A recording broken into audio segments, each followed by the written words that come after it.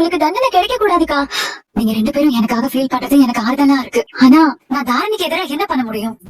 இன்னொரு விஷயம், நான் இந்த தண்டனையில இருந்து தப்பிக்க கூடாது. நான் ஆக்சிடென்ட் பண்ணது உண்மைதானே, அதனாலதானே உங்க அப்பா இறந்துட்டாரு. அதுக்கான தண்டனையை நான் அனுபவிச்சுதானே ஆகணும். என்ன ஹாசினி இப்போ இப்படியே பேசிட்டு இருக்க?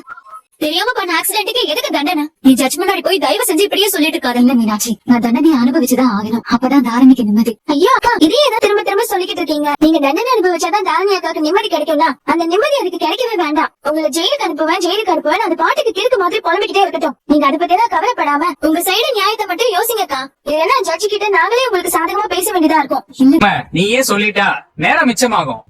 சார், நான் அந்த ஆக்சிடென்ட் பண்ணது உண்மைதான் சார். அன்னைக்கு ராத்திரி நான் ஒரு பர்த்டே பார்ட்டிக்கு போயிட்டு வந்தேன்.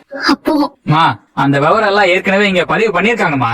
நான் கேக்குறது, அந்த ஆக்சிடென்ட் உன்னோட கவனக்குறைவால நடந்ததா இல்ல உன்னை மீறி நடந்ததா?